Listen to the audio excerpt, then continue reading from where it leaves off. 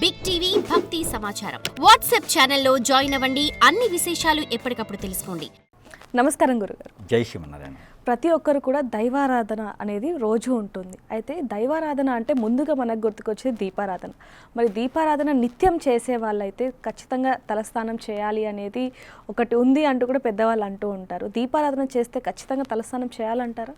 అయితే మనకి ముఖ్యంగా మనిషి జీవితంలో ఏదైతే ఉందో దీంట్లో ఒకటి దైవారాధన ముఖ్యమైనటువంటిది భాగం. దాంట్లో ముఖ్యమైనటువంటి భాగం దీపారాధన. దాంతోనే మొదలవుతుంది ఏదైనా. ఈ దీపారాధన చేసేటువంటి విధి విధానాల్లో చాలా రకాలు ఉంటాయి. ముఖ్యంగా ప్రతి ఒక్కరూ కూడా గమనించుకోవాల్సినటువంటి విషయం ఏంటంటే దీపారాధన చేయడానికి గల కారణాలు చాలా ఉంటాయి.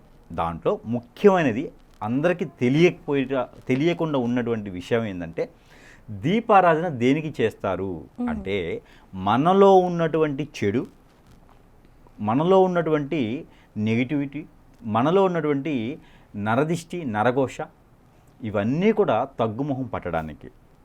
మనకి బయటికి వెళ్తూ ఉంటాం, ఎవరో చూసి బాగున్నారండి అంటే మనకి దిష్టి తగ్గుతుంది. లేదు ఎవరో చూసి చెప్పలేకుండా ఉన్నా కూడా మీ డ్రెస్ బాగుందండి, ఇవన్నీ కూడా మనకి దిష్టి. సంపాదించుకుంటున్నారండి, జాబ్ బాగుందండి, ఇవన్నీ కూడా మనకి దిష్టితో సమానం. ఈ దోషాలన్నీ పోవటానికి మనం ఏదో చేయాలి. అది దేవుని ముందే కనుక దీపారాధన చేస్తే ఈ దిష్టి దోషాలు కూడా పోతాయి, పటాపంచలైపోతాయి. అందుకనే దేవుని ఎదుట దీపారాధన చేస్తారు. మరొకటి అయితే దేవునికి దీపారాధన చేసేటప్పుడు మనం తలస్నానం ఆచరించాలా అనే ఉంది, అవసరం లేదు. మనము ప్రేమపూర్తిగా ఇష్టపూర్వకంగా ఆ దేవుని సన్నిధిలో మనం ఏదైనా సమర్పించవచ్చు. అది మనం ఇచ్చేటువంటి మనసును బట్టి ఉంటుంది. మనసు సంతృప్తిగా ఉండాలి. మనం ఏం చేస్తున్నాం అనేది మన సంతృప్తి కావాలి. దేవునికి ఇలానే చేయాలని పట్టింపు లేదు. నువ్వు 4 రోజులు స్నానం చేయకపోయినా దీపారాధన చేయొచ్చు, ఏ పట్టింపు లేదు. ఆరోగ్య సమస్యలు ఉండి చేయలేకపోతే కూడా దీపారాధన చేయొచ్చు, ఏ పట్టింపు లేదు. కాకపోతే మన మనసు సంతృప్తి కోసం చేస్తాం, శుభ్రంగా ఉండటం కోసం మనం స్నానం ఆచరిస్తాం. అంతకుమించి తలస్నానమే ఆచరించాలి, శీకాకాయ కుంకుడుగాయే వాడాలి అనేది ఏం లేదు, హాట్ వాటరే వాడాలి అనేది. చాలా మంది కూడా నీసు తిన్న తర్వాత అంటే చికెన్, మటన్, ఎగ్స్ ఇలాంటివి తిన్న తర్వాత ఖచ్చితంగా తలస్నానం చేసే దీపారాధన చేయాలి అంటారు. మరి తలస్నానం ఆచరించడం ద్వారా తిన్నది పోదు, అది లోపలే ఉంటుంది. అవును, ఓకే కదా. తలస్నానం ఆచరించినా ఆచరించకపోయినా అది మనం సృష్టించుకున్నటువంటి నియమం. ఇది చేస్తే ఇంతటితో అయిపోతుంది కావాలి అని అది నియమం మాత్రమే తప్పితే ఆ పాపం పోదు, అది అక్కడే ఉంటుంది. కాకపోతే ఇవాళ రాసేది రేపు రాస్తారు, అంతమించి దాని ద్వారా ఏదో మంచి జరిగిపోద్ది అనేది కాదు. అది కేవలం మనం నిర్ణయించుకున్నటువంటి నియమం. మన చుట్టూతో కంచి చేసుకుంటాం కదా, నేను ఇలానే ఉండాలి, నేను ఇదే చేయాలి, నాకు ఇలానే అలవాటు, అలానే ఒక నియమం. అంతమించి వేరే నీసు తిన్న తర్వాత తలస్నానం చేస్తే తిన్నదైతే లోపలే ఉంటుంది. 5 నిమిషాలు అరగాలంటే అరగదు. నువ్వు స్నానం చేసినా చేయకపోయినా అది అడిగే టయానికి అడుగుతుంది. నీచి తిని దీపారాధన చేసేటువంటి విధానాలు కొన్ని రాష్ట్రాల్లో అయితే ఉన్నాయి. అసలు నీచి తిన్నా, నాన్ వెజ్ తిన్నా దీపారాధన చేసుకోవచ్చు, ఆలయాల్లో కూడా వెళ్ళొచ్చు. అది కొన్ని ఆలయాలు అయితే ఉన్నాయి. అది వారి వారి ఆచార ప్రకారంగా. దేవుని ముందు ఏం తిన్నా ఏం తినకపోయినా సమానత్వం. నీ యొక్క బ్రతుకుదారు కోసం నువ్వు బ్రతకాలంటే తప్పదు కాబట్టి ఏదో ఒకటి భుజించాలి. ఆ భుజించిన దానికి ఆయన ఏమిటి అక్కడ రాస్తారు తప్పితే ఇక్కడ దీపారాధన చేసేదానికి లేదు. దీపారాధన చేయడానికి గల కారణాలు నీ యొక్క దిష్టి దోషాలు పోవడానికి మాత్రమే. దేవునికి ఏదో మనం సంపాదించి ఆయనకి ఇవ్వడానికి కాదు. మన ఇంట్లో ఉన్నటువంటి నెగిటివిటీ పోవడానికి, హరించడానికి, దీనికోసమే దీపారాధన చేస్తాం, మన ఆరోగ్య సమస్యలు కుదిరిపట్టడానికి. కాబట్టి మన ఆరోగ్య సమస్యలు కుదిరిపడాలని కడుపు నిండా తినేసి దీపారాధన చేస్తే ఆరోగ్య సమస్యలు వస్తాయి కానీ కుదిరిపడదు. అందుకని దీపారాధన చేసేటప్పుడు నియమాలు అనేది అట్లా పెట్టుకున్నాం. అంతమించి ఆయనకి అక్కడ ఇలానే చేయాలి, ఇదే పద్ధతి అనేది లేదు. అది అనేది వాస్తవం కాదు. అయితే మాంసాహారం తిన్న మరుసటి రోజైనా లేకపోతే ఎప్పుడైనా సరే మాంసాహారం తిన్న 5 నిమిషాల్లో కూడా దీపారాధన చేయొచ్చు. దీపారాధనకి, మాంసాహారానికి, దీపారాధనకి, స్నానానికి సంబంధమే లేదు. దేవుడు అలాంటి ఏ నియమాలు పెట్టలేదు. మనం సృష్టించుకున్నటువంటి సనాతన ధర్మంలో సృష్టించినటువంటి నియమం. ఇలా ఉంటేనే పద్ధతి, లేదా మనల్ని చూసి ఇంకో నలుగురు చెడిపోతారు, అందుకని పద్ధతి పెట్టారు. తప్పితే దేవుడైతే ఎవరికి చెప్పలేదు, దేవుడైతే ఎవరికి ఇలానే రావాలి గుడికి అనేది లేదు, ఇలానే దీపారాధన చేయనైతే లేదు.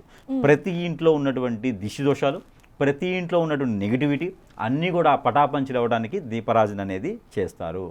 ప్రతి ఇంట్లో నెగిటివిటీ ఉందంటే వాడికి ఎన్ని రూములు ఉన్నాయి, అన్ని రూముల్లో 4 మూలల కర్పూరం బిళ్ళలు పెట్టి వెలిగించుకోవాలి ప్రతి శుక్రవారం. సాంబ్రాణి గుగ్గిలం, అలానే దాల్చిన చెక్క పౌడరు, అలానే బిర్యానీ పత్తా చిన్న చిన్న పీసెస్ చేసి ఆ సాంబ్రాణిలో వేసి పొగ వేసుకుంటే చాలా మంచి జరుగుతుంది. ఇవన్నీ కూడా స్నానమే చేయాలి అనేది లేదు, ఎలా అయినా వేసుకోవడం ఇంపార్టెంట్. మనలో ఉన్న నెగిటివ్ పోతుంది. ఇంకో విషయం, మన ఇంట్లో కానీ మన ఒంట్లో కానీ నెగిటివ్ ఉందంటే దీపారాధన చేసిన తర్వాత స్నానం చేయొచ్చు, అంతటితో వెళ్ళిపోతుంది. ఇది గొప్ప విషయం.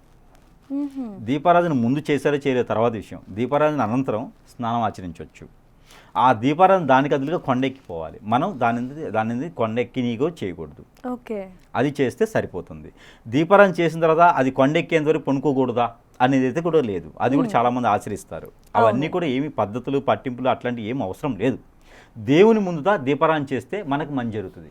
దీపారాధన చేసిన తర్వాత కూడా డోర్లు వేయకూడదు, బయటికి వెళ్ళకూడదు, ఇల్లు ఊడకూడదు అంటూ ఉంటారు. మరి వాటి వెనకాల ఉన్న శాస్త్రం ఏంటండి? ఖచ్చితంగా ఉంది. అది ఎందుకంటే దీపారాధన మనం అనుకున్నాం ఇంట్లో ఉన్నటువంటి నెగిటివిటీ పోవడానికి. తలుపులు వేస్తే ఎక్కడి నుంచి పోతుంది? ఇంకా అదంతా ఇంట్లో పూరుకొని మనకి ఆరోగ్య సమస్యలు వస్తాయి. ఒకటి, ఇంట్లో ఉన్న నెగిటివ్ పోదు కదా. ఏదన్నా డోర్ ఓపెన్ ఉంటేనే కదా నీకు నెగిటివ్ పోయేదానికి. దానికోసమే ఆ దీపారాధన చేసినప్పుడు తలుపులు తీసేదానికి, దానికోసం నెగిటివ్ పోవటానికి. అలానే దేవుడు వచ్చేసి దీపారాధన చూసి సరిగా చేశారా, మీరు వెండి దాంట్లోనే చేస్తారా, నువ్వులోనే పోస్తారు కదా ఒరిజినల్గా, ఏం చూడరా అట్లాగా. దేవుని ఎదుట చేస్తే మన దోషాలు తీరుస్తాడు. నువ్వు రాగి దండ చేస్తావా, మట్టి దండ చేస్తావా, వెండి దండ చేస్తావా కాదు, నువ్వు బంగారం కుంది పెట్టినా దీపారాధనే చేయాలి. అవును, అది అంతమించి వేరే ఏదీ లేదు. దీపారాధనకి నియమాలు లేవు. ఎవరైనా మతాలకు సంబంధం లేదు, ఎవరైనా దీపారాధన చేయొచ్చు, ఎక్కడైనా దీపారాధన చేయొచ్చు.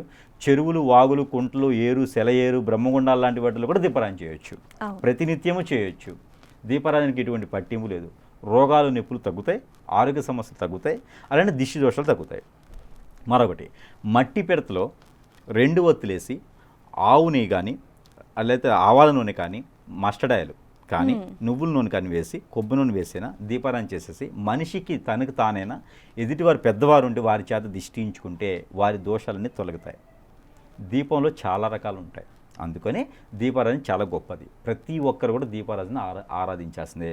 చూడండి, మీరు ప్రతి మతంలో కూడా అగ్నితో సంబంధించిందే ఉంటుంది. అవును, ఒక్కో దాంట్లో క్యాండిల్స్ ఉంటాయి, ఒక్కో దాంట్లో దీపారాధన ఉంటుంది, ఒక్కో దాంట్లో ఇంకోటి ఉంటుంది, కానీ కాగడాలు ఉంటాయి, అన్నీ ఉంటాయి. కానీ ప్రతి ఒక్కటి అగ్నితో సంబంధించిందే. అగ్ని అంటే మనలో ఉన్న నెగిటివ్ తీసేస్తుంది.